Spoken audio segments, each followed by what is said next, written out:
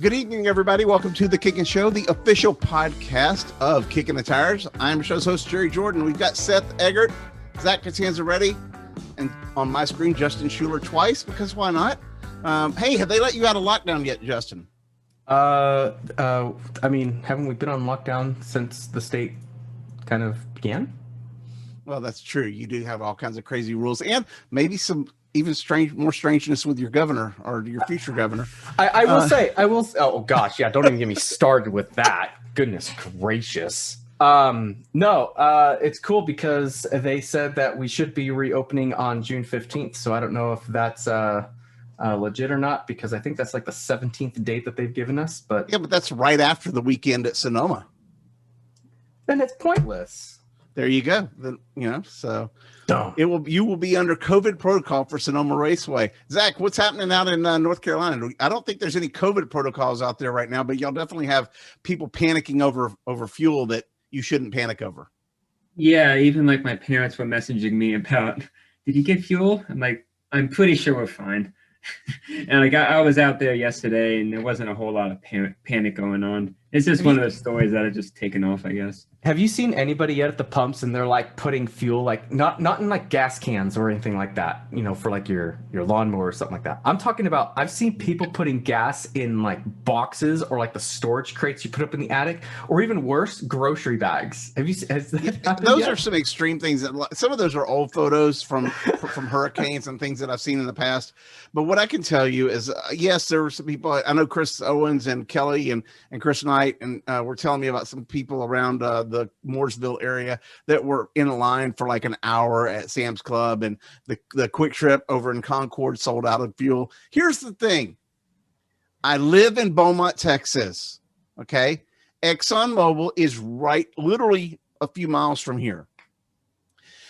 The Cedar Bayou plant for Chevron is 45 miles up the road, and Shell Pennzoil is another probably another 60 miles from where I live. Okay, trust me, they are all still making fuel. I'm going to go out tomorrow just to make everybody feel great, and I'm going to put it on Twitter. I'm going to show the plants working, operational.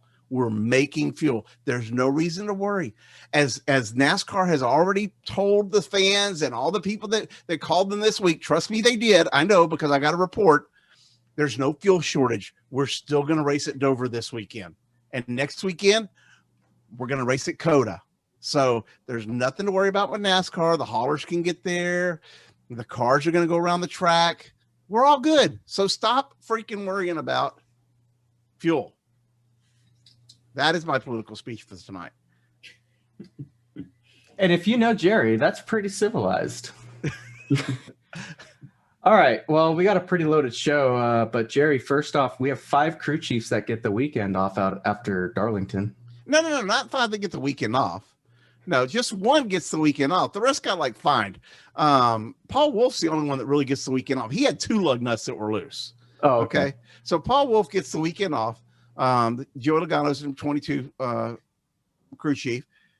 He'll chill out. He'll sit back with a margarita and hang out and just watch the show, because Joe will be fine.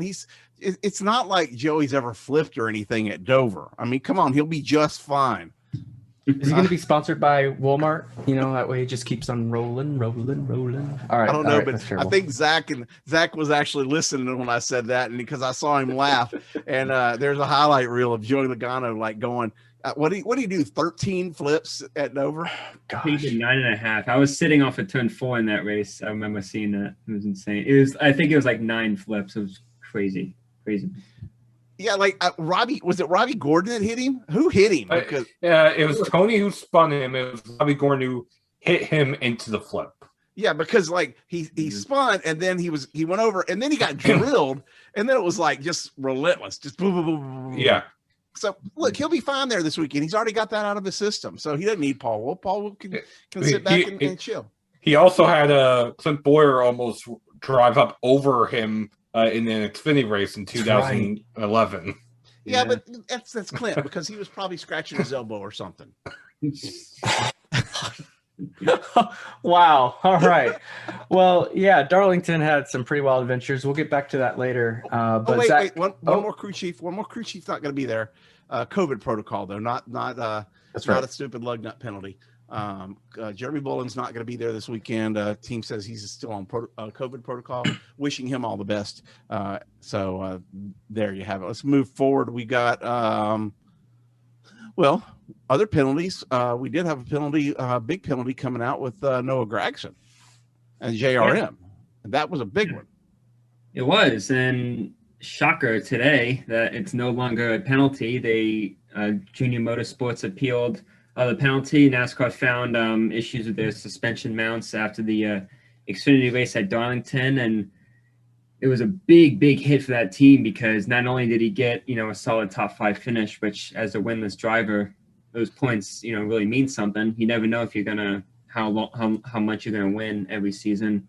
But it was also a dash for cash race, so he won $100,000 again. Cha-ching. Yeah, so when that penalty came down and he lost that finish and he lost all that money, that was a big deal.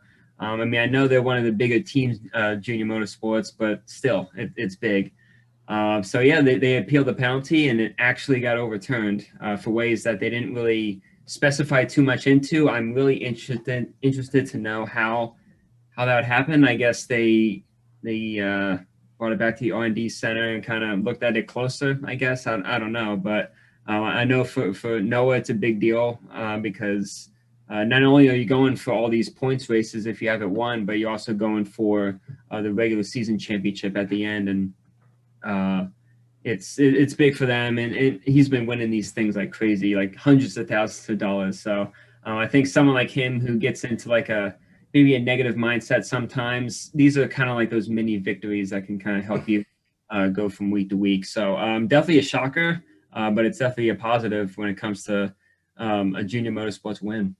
Well, I will say this about Noah. The one thing about the $100,000, he doesn't take it. He divides, like he may take a portion, but he divides it up amongst his crew. So those crew guys aren't, I mean, they make good money, but they're not the highest, especially in Xfinity. They're not the highest paid guys in the garage for sure. So an extra $100,000 split up amongst the team. That's a heck of a weekend. So, good on Noah for doing that. I read the ruling from the appeals commission, and sounds to me like they figured out a way to manipulate the suspension and rear end travel on the car so that the mounting brackets were fine. It's somewhere else in there. So, they found a gray area, I guess, Justin.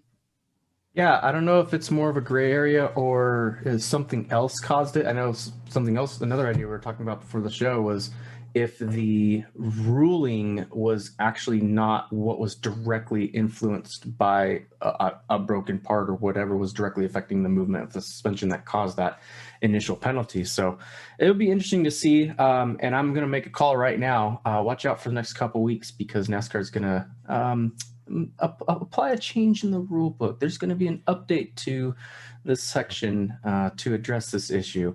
But the crazy part is, like you said, Zach, this got overturned, and we don't hear that very often in NASCAR. Yeah. I wonder, Seth, you probably have some numbers on that. Well, as far as disqualifications being overturned, only 2 to my knowledge.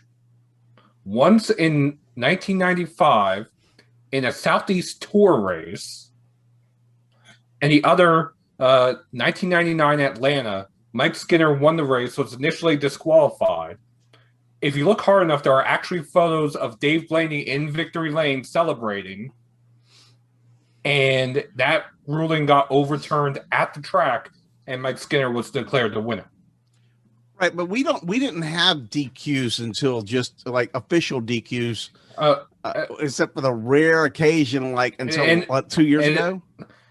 This was, my understanding is this was one of the few cases where NASCAR would still disqualify a team for specific cases where it was either manipulating something with the fuel or safety or something like that. Right, but we didn't take away wins. Well, In this case, it appears that they were about to, and for whatever reason, they reversed it that day.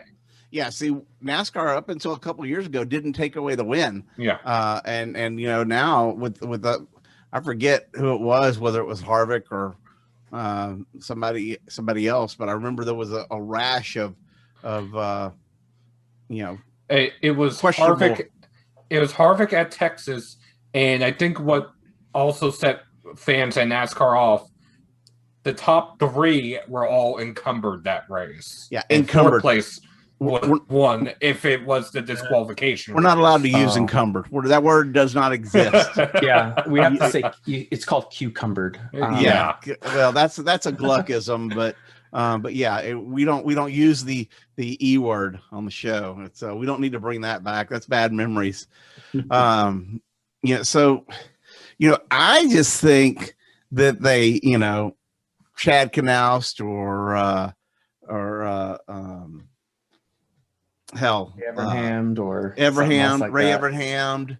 I'm trying to think of, you know, some of the other, you know, cheated up crew chiefs in the garage, but yeah, they Ray Everham'd it.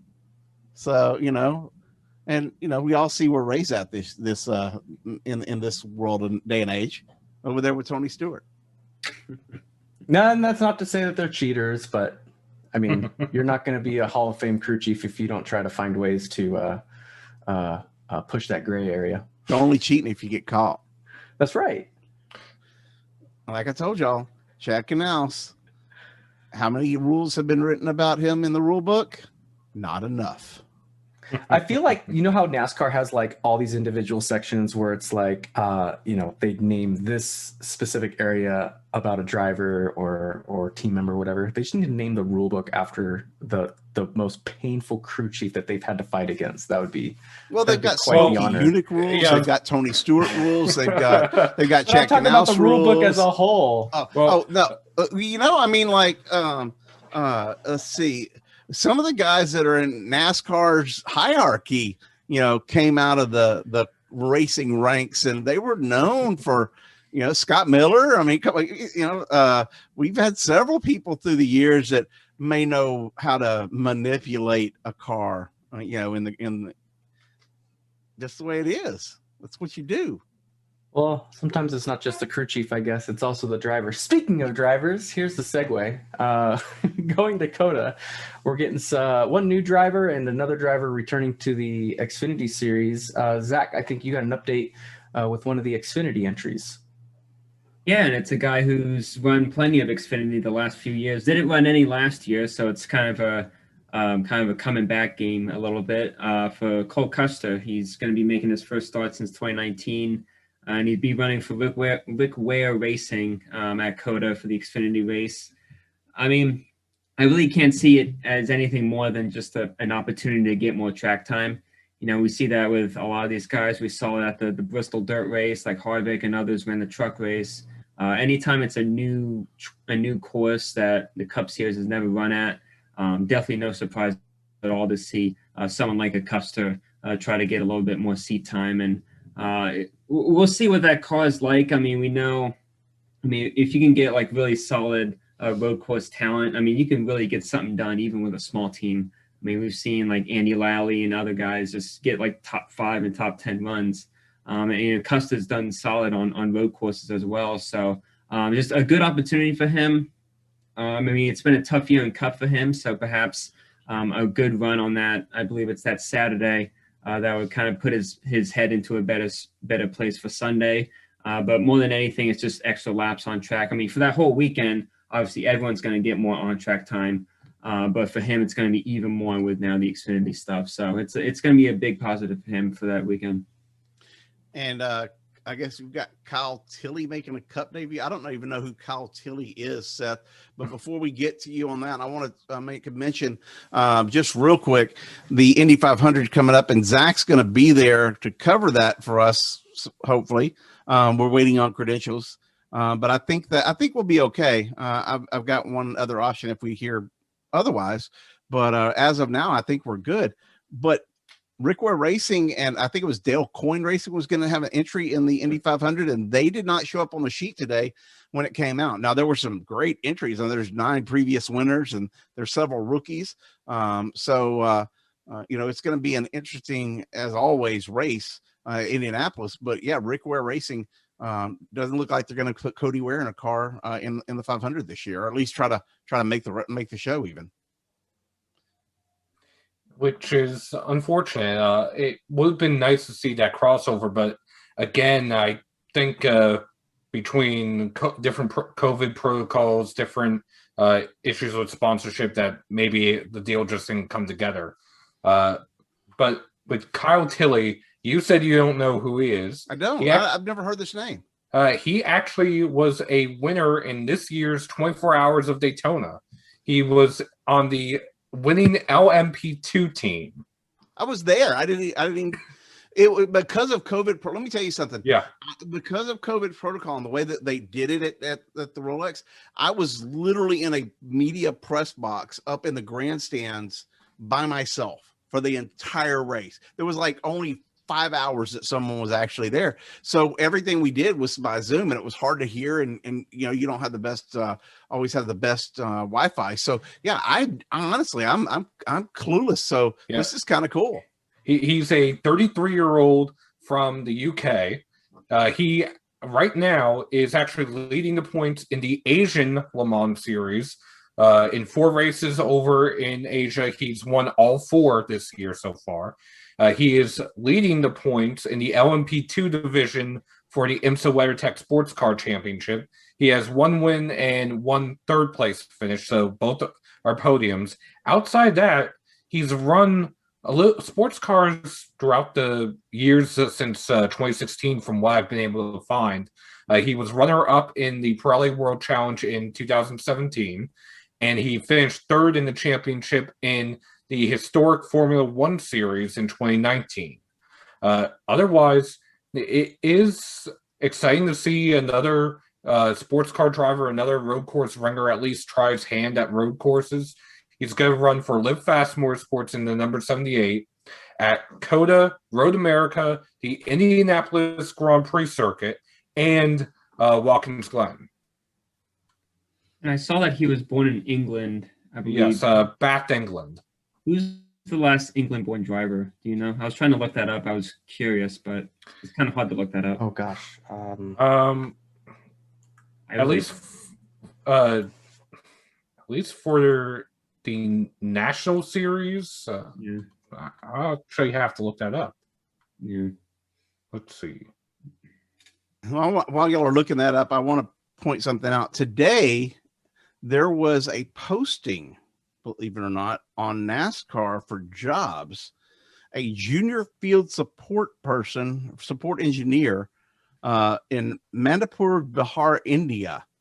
And I actually want this gig, just to give you an idea. I like India. It's actually a really cool country to go to. I've got friends over there, because I can't imagine that this is a full-time gig. We're not racing in India. Why does NASCAR have a support engineer in India? And I know I'm springing on this on y'all without telling you, but this is in the very northeastern part of India. It's near Varanasi. It's near Nepal. I went to Hyderabad last year, and this is several hundred miles up to the northeast, almost to China. So yeah, this is this for me. I'm wondering if this is our first foray into the Asian market with NASCAR, since you brought up the Asian Grand Prix stuff. Well, at least for English drivers competing in the Cup Series, unfortunately, because Racing Reference is still being updated, that part of their website is not working. But based on previous stuff that and some people that I have talked to, Vincent Bruins, who is a journalist, I think, out of the UK. He covers the Euro NASCAR series. 22 drivers from the UK have made starts in NASCAR. Most recently, John Jackson in the Xfinity series, although technically he races under the Scottish flag, not the English flag. Yeah, and then as far as the Asian market, I know we've got I'm probably going to butcher his name, but Akinori Ogata. Akinori Ogata. Yeah, I know he's been doing part-time trucks since 2014. So right, but I mean, to have a job open up in northeastern India, for me, for a NASCAR thing, I'm just sitting here thinking, what's going on that we weren't even aware of? Because we've always heard word that they were trying to go into the Asian market. Here's the thing: China is communist, India is democratic. So this is right there on the border, and those two countries don't like each other. So it's very interesting to see what that is. I'm actually going to look into it more just to find out, so we can tell our listeners next week. Maybe we are on the precipice of moving into not just the European series, but the Asian series as well. We already have the Mexico series, and so that's it's pretty cool, actually. And to answer your question, Akinori Ogata, yes, for the Truck Series 2014, he made his NASCAR debut in 2012 in what's now the ARCA Menards East Series. And also over on the West Coast, we have Takuma Koga, who has been riding the what's now the ARCA Menards West Series since 2002. And there you have it. So we have Asian drivers. We just need like I said, I've been hearing for a while that we were going to have an Asian a presence in the Asian market, but I've never seen a job per se come up for that like this. So quite interesting. Justin, take us back to Darlington. I guess not necessarily. Obviously, we had fans in the stands this time around, but next time around when we get back to Darlington, it's going to be a much different story. Yeah, so Darlington Raceway making the announcement that they are going to go full capacity into their grandstands for the Labor Day weekend races. That'll be pretty cool. They kind of team up and, well, not team up with, but they add themselves to the list of, I know Pocono Raceway, Daytona International Speedway, Kansas, and I've even heard rumors, if they haven't already put an official announcement yet, but I've heard rumors that Texas is going to be doing the same thing. I don't know if it's going to be in time for COTA, but we'll see what the future holds. But those tracks, minus Texas, those tracks have already announced that they are going to full capacity next time NASCAR visits their circuits. So some good news and light at the end of the tunnel for those who aren't fans of this pandemic or waiting like me out here. Well, I can tell you about Texas, whether or not they do it from an SMI perspective. We do not have any restrictions in Texas. No mask mandate, no social distancing mandate, no caps on capacity. So we've been that way for a couple months close to now. So that's maybe even a little bit longer. And, you don't hardly see people wear masks out anymore. And obviously in our COVID rates, we're low.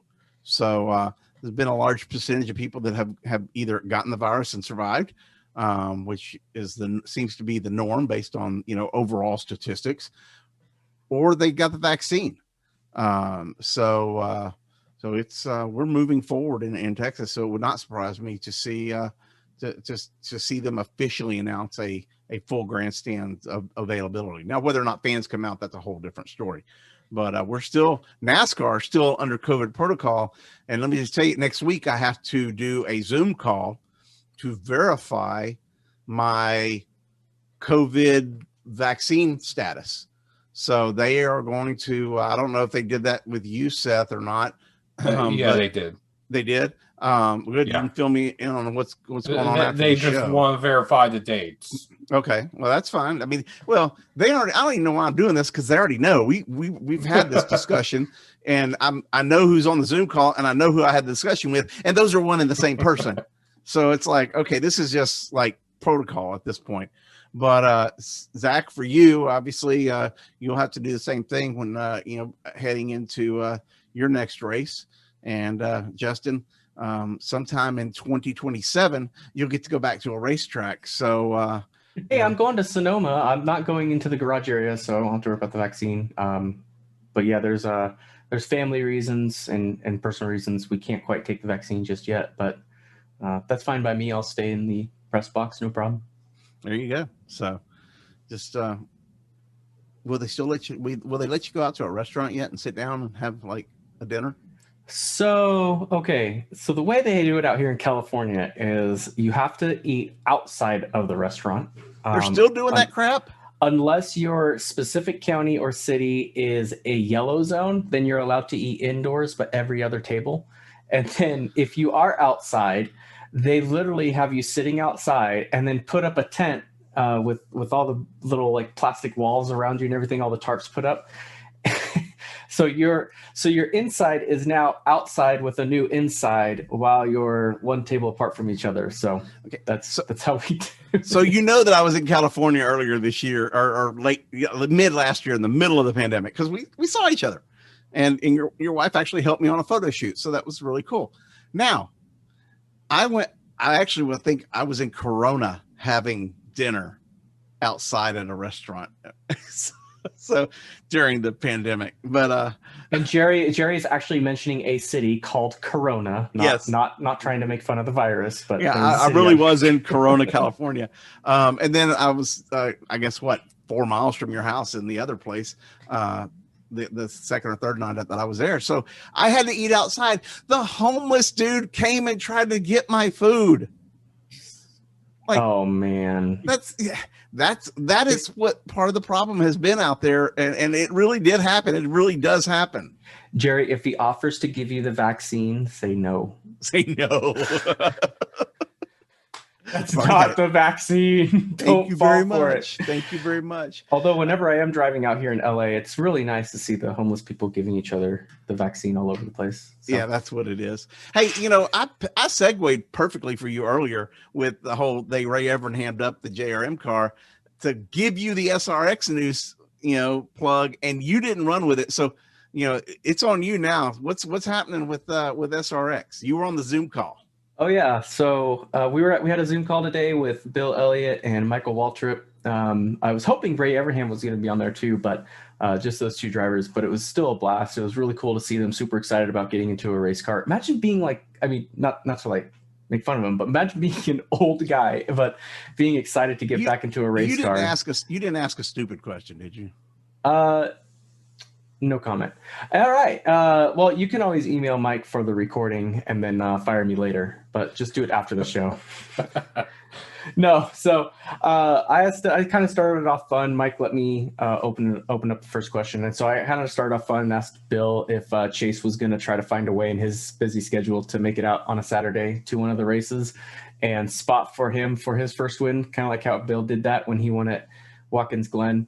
And Bill was kind of laughed at that. He liked that idea. So I'm not sure if they're going to make it work out. But well, there is another idea that I had because Chase still runs late model from time to time. He could actually go run and win Slinger Nationals and qualify for SRX because the winner of Slinger Nationals is running the Slinger race. And I think that would only be the second time Chase and Bill would ever actually compete on track with each other because they ran one Denny Hamlin's charity races years ago. Yeah, and I think Ryan Blaney and Dave Blaney, same thing. They've only had like 1 or 2 races on track together too. So, but no, after that though, it was a good laugh for everybody. They all enjoyed that. But then to get more serious, I kind of asked them what tracks they would like to see with this SRX series. I know that might be too early of a question, but kind of seeing these two as kind of the early adopters as far as the drivers go, I figured that was a good question. And Bill was just really focused and excited to just go to some of these tracks that he's raced at before, a couple of these he's won before. So he's more focused on what's currently on the schedule. But Mikey really wants to go up to Canada. I know we've raced up at Montreal a few times with the Cup Series and Xfinity Series, or I think just the Xfinity Series actually. Just Xfinity. Yeah, Xfinity. Sorry. So, but maybe trucks. He wants to go trucks up to were Canada. at Mosport. Yeah, Mosport. Oh, okay. Yeah. So Mikey wants to go up to Canada, which I think would be a fantastic idea. I don't know why NASCAR doesn't go there more often, but yeah, Mikey wants to try to get a track up in Canada and sometime in the next few years. So, and then later on, someone asked about the cars themselves. I can't remember what exactly they asked, but Mikey mentioned something how they have a limited number of cars, and so it was interesting that he brought that up because if they wreck too many of these cars, it sounds like there might not be enough for the season. So that'd be interesting. There'll be enough for the season. They'll be able there. My understanding is that they can replace the body parts and panels and stuff, kind of like what Cup is going to. But I mean, there's only 6-8 races on the entire schedule right now. 6 races. So it wouldn't surprise. I know that's the official schedule, but it wouldn't surprise me in the next year to see them expand that. They have a certain deal with CBS right now, and these are obviously, if you look at the format, these are to fit within a certain time frame, and so they're going to be timed races in some aspects, like 15 minutes for the first heat, 15 minutes for the second heat, and then 100 laps for the final heat. So that's all to condense everything. And as far as parts and pieces, I'm sure Tony's got a backup crew, ready. What I'm interested in is, do you let the guy that owns the series win the first race? Oh, heck no. Are you kidding me? No way. Don't they always say I'd wreck my mom to win the 500? I'd wreck Tony Stewart to win the first SRX race. Zach, your thoughts? They wouldn't let him win anyway. I think everyone wants to win that first race so bad. Like Justin, you were mentioning Michael and Bill. I mean, some of these guys haven't run. I mean, this is such a unique series overall, but a lot of these guys haven't raced anything like with Tony and with drivers like this for such a long time. But they raced for decades together, so it's going to be fun to see these kind of like these old friends kind of come together. And I can't imagine how competitive they're going to be. Oh, and you've got huge names too. So the full roster is Tony Stewart, Tony Kanaan, Willie T. Ribbs, Paul Tracy, Elio Castroneves, Bobby Labonte, obviously Bill Elliott, Michael Waltrip, Ernie Francis Jr., and Marco Andretti. Plus, on top of all that, we've seen Haley Deegan in some pictures too. And Jensen Button and a few others as well. Right. So this roster is going to expand more and more, I feel. And yeah, like you said, to win the first SRX race. Some of those drivers haven't won in this past 2 decades, much less raced in the past 2 decades. Just saying. Oh, it kind of reminds me of IROC a little bit. Just seeing like one. Yes, it's kind of a blend of. At least not at that level. They masters. Yeah, they may have raced somewhere, but they haven't raced at this level anywhere. Yeah, in quite some time, and they darn sure hadn't had wins. Probably the guy that has Tony Stewart probably has the most recent win of all that group. Maybe Tony Kanaan. That would be Stewart. Yeah, I think it might be Stewart and then Kanaan. Yeah, see? Kanaan was 14. Yeah. Yeah, so. Maybe Stewart, Kanaan, then Button. Jensen Button, yeah. Well, when did Tony retire? He had wins. 16. So there 16. You go. Well, hold on. What about Elio Castroneves? When was the last time he won a IndyCar race? That's actually a good question. I don't want to say I cover we cover IndyCar, but it's not the primary aspect. Elio Castroneves actually has Stewart beat. His last win was 2017 at what is it? Iowa? Yeah, Iowa. Yep. And where was Tony's? Tony was 2016 at Sonoma. That famous Sonoma Sonoma battle with him and Hamlin. Yep. When Hamlin let him win. Let him win my ass. Yeah, well, that's what the conspiracy theorist fans said. So well, there's your SRX news. We have we're to the point in the show. Well, we need to talk about some competition amongst ourselves. Oh, well, actually, I don't think, no, we can't. We can. Okay, so here's how we'll do this. Seth, go ahead and give us the our own competition, and then do the iRacing, so that way we can just go straight into the predictions for this weekend at Dover. So after Darlington, Zach still holds the points lead in our fantasy with 415 points. There is a new second place person, however. I am in second with 382. Jerry moved up to third with 378. Christian moved up to fourth with 371. Justin, I don't know how to tell you this, but you went from second to fifth. Oh, you just told me. You suck. So, Justin, since you're fifth and you're on the show, you get the first pick. Oh, shoot. I like that. All right. So since Xfinity is technically the throwaway, which, my gosh, had that overturn not happened, I would have literally went 0 for 3. Let's see. I'm going to go with AJ Allmendinger in Xfinity.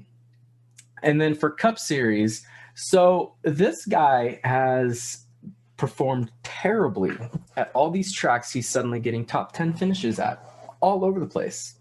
When he won at Homestead earlier this year, that bumped his average finish up at that track to like 18.3 or something like that. So his previous results were absolutely horrendous there. And he just goes out and wins it. And then all these other tracks, he's like in the 20s, high teens for his average finish. And now he's finishing top 10, top 5. So that's just going to keep going, going to keep rolling. And what's crazy is I saw an article earlier that said you need to, this is the time to start paying attention to this driver. And I'm just like, if now is when you're starting to pay attention, you're way too late. You are way too late. So my Cup pick is going to be William Byron. You held us at suspense for so long now. Yeah. Okay. Yeah. He lost me when he won Miami. Yeah, when he won Homestead, I'm like, yeah, that's William Byron. Yeah. So next in the picks, he's not on the show with us tonight, but Christian sent me his pick. Christian is picking Kyle Larson. So, Jerry, off the table for you are William Byron and Kyle Larson. You have everybody else to choose from. Oh, he didn't pick an Xfinity pick? He did, Ty Gibbs. Ty Gibbs. Okay. So are we giving people on the show priority though over those off the show, or we go by points if they send them in? Okay, that works. Yeah, I'm fine with that. So for me, for Xfinity, I'm gonna go with Noah Gragson. Sorry, Seth, I took your pick. Yes, you did.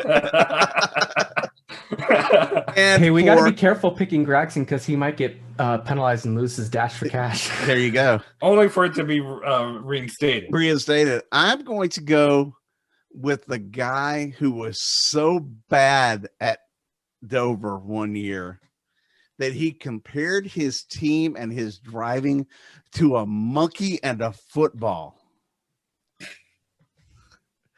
and some type of sexual act. Kurt Busch will win this weekend at Dover. And if you need the audio, I can't put it on the show, but he had some very colorful language over the radio about monkeys, footballs, and sexual acts several years ago. I was at that race, and I asked him after the race, I'm like, dude, y'all sucked so bad, and then you came back and won it.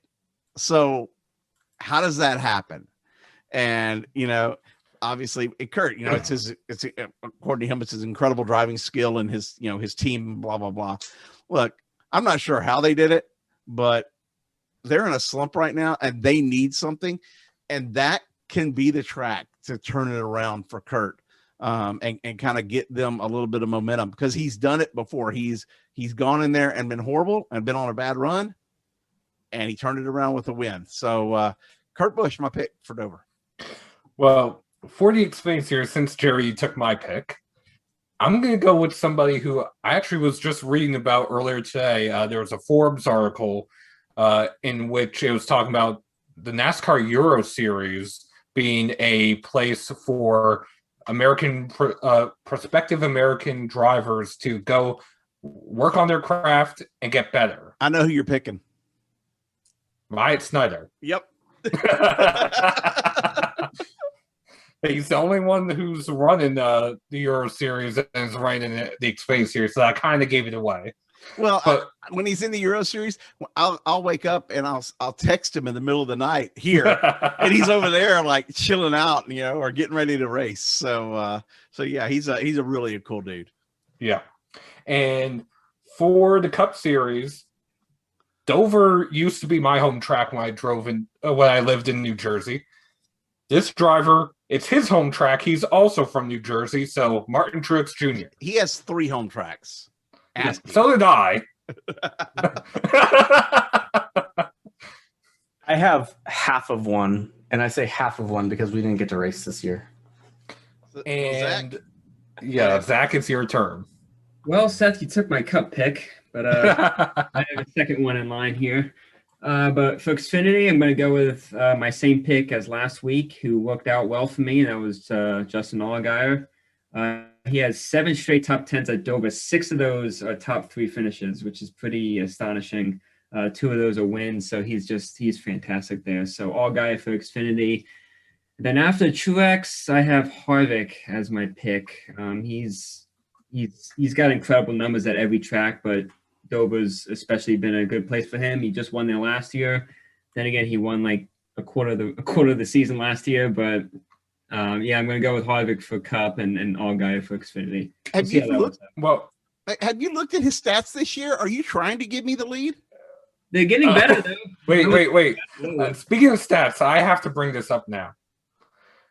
Harvick and Hamlin have basically the same average finishes that they had last year. Whoa. But neither of them have any wins. With no wins. That's an interesting one. Okay. Yeah. Wow. No wins. Because they were swinging for the fences. But Harvick, honest to God, I mean, yeah, they have kind of turned a corner. I don't know if they made a complete 90-degree turn or if they're still in the arc. But man, he's been like really sucking at the beginning of this year. So Zach, that's almost a dark horse pick. Well, I have a bit of a point lead, so might as well I use it, right? Use it while I have it. So he's just pulling a Hamlin. Well, yeah, And then, Yeah. I can say that. How about if he wins, I get double points? How about there that? you go. Oh yeah, of course. Yeah, sure. That'll lock it up for you. Seth, real quick, we've got take us through the Darlington results and then give us your iRacing wrap up, and we'll call it a night. Well, for the Darlington results, in the Truck Series, Sheldon Creed won. In the Xfinity Series, it was, and the page just refreshed. It was on me. almost Harrison Burton. Yeah, it was almost Harrison Burton, and at one point it was almost Josh Berry, but no, it was Justin Allgaier. And in the Cup Series, with a perfect driver rating, was Martin Truex Jr. So who picked what last week? Well, last week. Don't even mention my picks. Last week. Let me cross-reference this because of the way I did it. I picked one winner. Justin picked Kurt Busch, who finished 35th. Yes. Hey, golfer here. Lowest score wins. Boom. Roasted. Jerry, I believe you picked Denny Hamlin, who finished 5th with 48 points. That moved me up in the points. Now, why did you pick Yes, Denny? it did. He won all year. I picked Chase Elliott, who scored 33 points and finished inside the top 10. And Zach, you scored 37 points with Kevin Harvick, who finished 6th. So he's going back-to-back weekends with Harvick. All right. Yeah. And Christian scored 43 points with, I believe, Kyle Busch. Oh, Kyle Busch looks like he had it going on, but just couldn't make it happen. Especially after that flat tire early in the race. Yeah, I mean, he was looking fast. So Well, look at that truck race too. There were a lot of fast trucks that were 18 trucks in that wreck. oh man. And then just one lap, they decide to start racing at Talladega. Yeah. Well, yeah. The leaders really wanted that spring Talladega race after all. All I know is, so I'm on a private chat group that y'all aren't privy to with some of the NASCAR people, and it blew up when that wreck happened. Like, what the, people are like, and like, this is like repeated. How in the heck did this happen? How are these supposed to be, how are they even ranked in the truck series? ARCA doesn't wreck this bad. I mean, it was horrible. Here's the thing. After that wreck, there were 3 clean trucks on track. One was the leader, Sheldon Creed. One was Parker Klingerman, who ran over debris and the tire popped on the restart. And the other was Jordan Anderson. That's only because Jordan just didn't want to wreck any trucks. Yes. So he can't afford it. So yeah, then again, the Cup Series did the same thing at Dover a couple of years ago. They had that big restart pile up. Like, if I remember, the restart, I was there. That was crazy. If I remember correctly, that was because Truex either he missed a shift or the car wouldn't shift into from second, third, or something like that. I think Truex. It was Jimmy, and yeah. But that's just one of those things where a leader gets turned and just everyone just piles right into it. So I don't think it comes down to driver skill. It's just being in a bad place on a restart. Well, at Dover, you're in a tunnel right there on the restart because there's walls on both sides of you and there's nowhere to go. There's just, it's not wide enough. So everybody behind you, if you're wrecking in the front, everybody's wrecking unless they can get on the brakes quick. So, and even if you get on the brakes quick, the car just wants to whip around. And the moment you turn around, you're hitting the wall. Unless you're Jimmy Johnson qualifying, then you somehow don't hit the wall. And there's a car right behind you. Like if you hit the brakes, then the guy behind you hits you. So restart wrecks. I can't believe we don't have a ton of big restart wrecks every week. Well, like the one at IndyCar a couple weeks ago at Texas. That was a big one. That wasn't even a restart. That was the start of the race. Yeah. Did all the cars actually pass the start finish line though, or did some of them stop before? Some of them stopped before.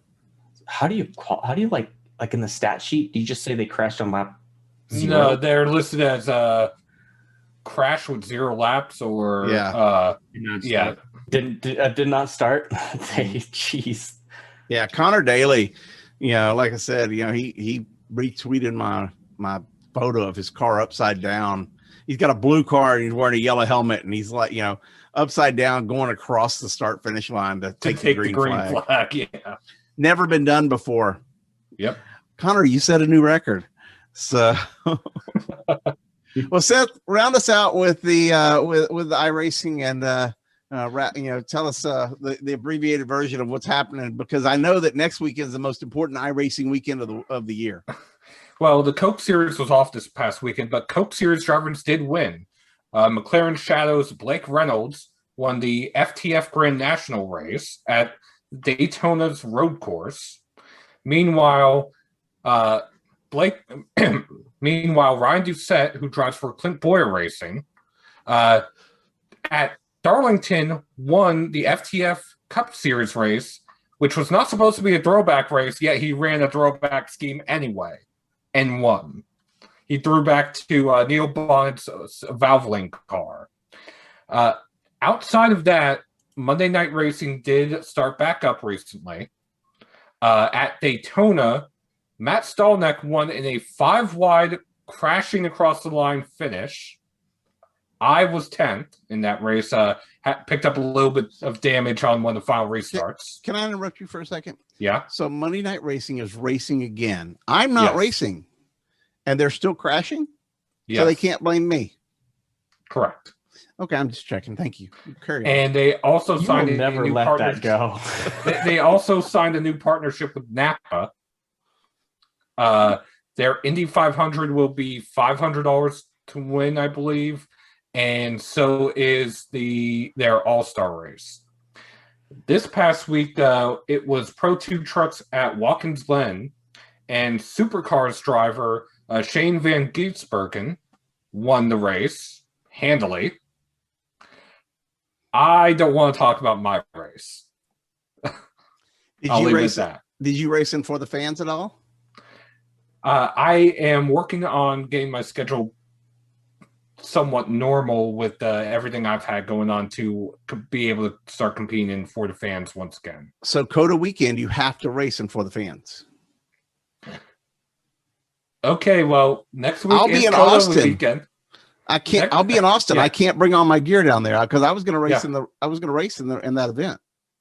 Okay, well, I'll have to learn the layout. But, 17 turns, I think. It's easy. Yeah. But next weekend, everyone is at COTA. The Coke Series runs Tuesday night at 9 p.m.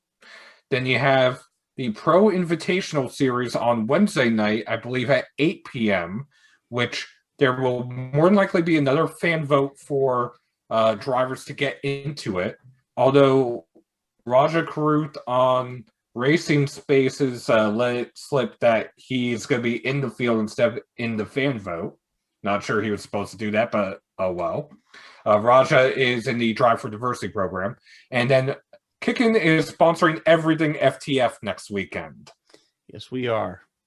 First time at COTA for NASCAR, and we decided that we would sponsor all the races for the fans racing. If I can figure out how to get my sim to Austin, I may I may enter the race, but I've got to break it all down and move it and stuff. And unless I go to Austin in the van, that would be the only way I could do it.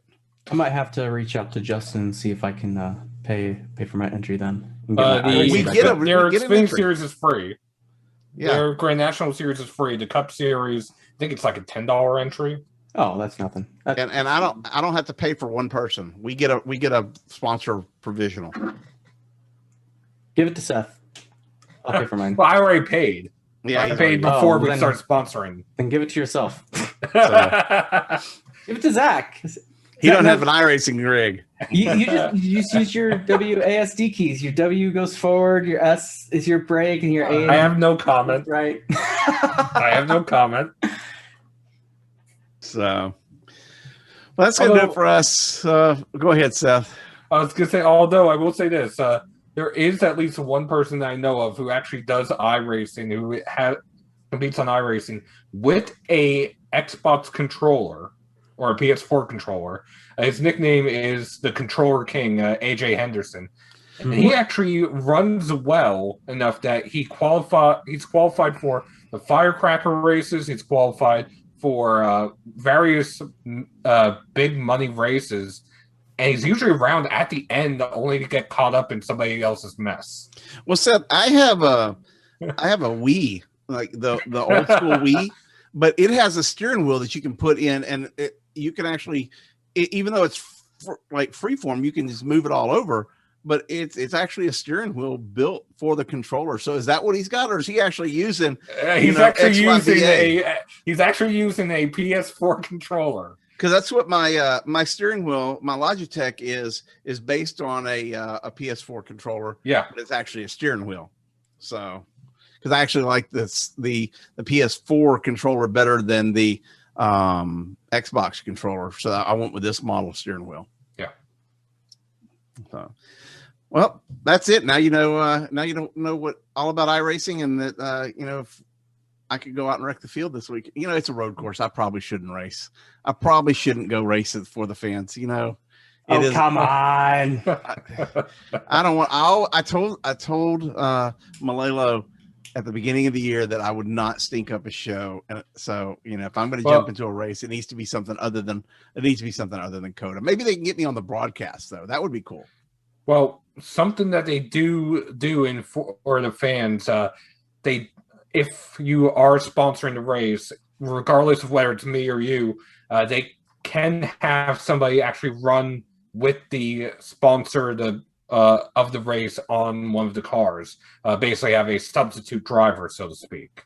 Well, let's you're in charge of iRacing for Kicking the Tires. So let's see if I can make that happen. If you can't be in it, make sure we have a good driver with a Kicking the Tires car, and maybe mention to Justin that he can put me on the air if we can. We're happy to support those guys over there, and we do a lot. We don't even talk about all the other races that we supported. not just Justin's, but obviously we did Monday Night Racing, but we've done other races as well. Yeah, we've done lower half dash, and we did the off axis 500, or I forget what it was called. I am in negotiations. I don't have quite enough budget to sponsor a full team in the Coke Series yet, but we're working on some different options, and I'll be talking more about that as I get it. But yeah, this iRacing thing is, when we get rid of internal combustion engines, it's going to be the next best thing. Sit in the air conditioner in your house. Justin's like, no, leave it to Formula E, and that's it. Hey, well, there could even be one in F1 with Red Bull owning their own as engines. They could technically badge it as a Tesla. Oh, there you go. Well, that's going to do it for us this week here on Kicking the Tires, the Kicking Show. We'll be back next week with an advance on COTA, a recap of Dover, and all the news that happens throughout the week. And we will see you guys then.